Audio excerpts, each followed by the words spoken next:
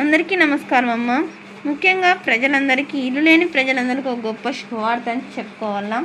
అది ఎందుకు శుభవార్త అని తెలుసుకునే ముందు ఇంకా మన ఛానల్ని సబ్స్క్రైబ్ చేసుకున్న వాళ్ళు ఎవరంటే దయచేసి సబ్స్క్రైబ్ చేసుకొని లైక్ చేసి షేర్ చేసి మీ ఫ్రెండ్స్కు రిలేటివ్స్ అందరికీ సబ్స్క్రైబ్ చేసుకోమని చెప్పండి. నా ఛానల్ని సబ్స్క్రైబ్ చేసుకొని ప్రత్యక్షంగా పరోక్షంగా సపోర్ట్ చేస్తున్న వాళ్ళందరికీ పేరు పేరును ప్రత్యేకమైన హృదయపూర్వక ధన్యవాదములు. అందరికీ ధన్యవాదాలు. ఇంకా ఆలస్యం చేయకుండా వీడియోలోకి వెళ్ళిపోదాం.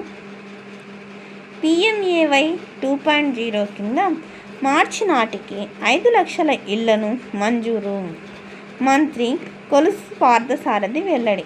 ఈనాడు అమరావతి ప్రధానమంత్రి ఆవాస్ యోజన PMAY 2.0 పథకం కింద కేంద్రం నుంచి 5 లక్షల ఇళ్ళు రాష్ట్రానికి మంజూరయ్యేలా చర్యలు చేపట్టినట్లు గృహ నిర్మాణ శాఖ మంత్రి కొలుసు పార్థసారథి తెలిపారు. వీటికి అర్హుల ఎంపిక కోసం గ్రామీణ పట్టణ ప్రాంతాల్లో సర్వే జరుగుతున్నట్లు పేర్కొన్నారు. ఆయన బుధవారం సచివాలయంలో విలేకరులతో మాట్లాడారు.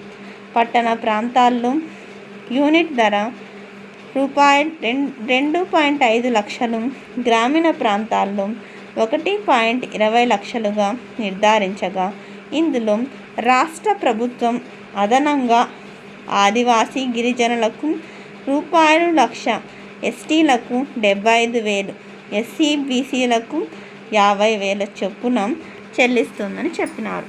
లబ్ధిదారుల్లో డ్వాక్రా మహిళలకు 3% వడ్డీతో 35,000 చొప్పున రుణం ఇస్తున్నామని, దాన్ని ₹1,00,000కు పెంచాలని భావిస్తున్నట్టు తెలిపినారు. చంద్రబాబు చొరవతో PMAY 1.0 పథకం గడువును ఈ ఏడాది చివరి వరకు పెంచాలని మంత్రి పేర్కొన్నారు.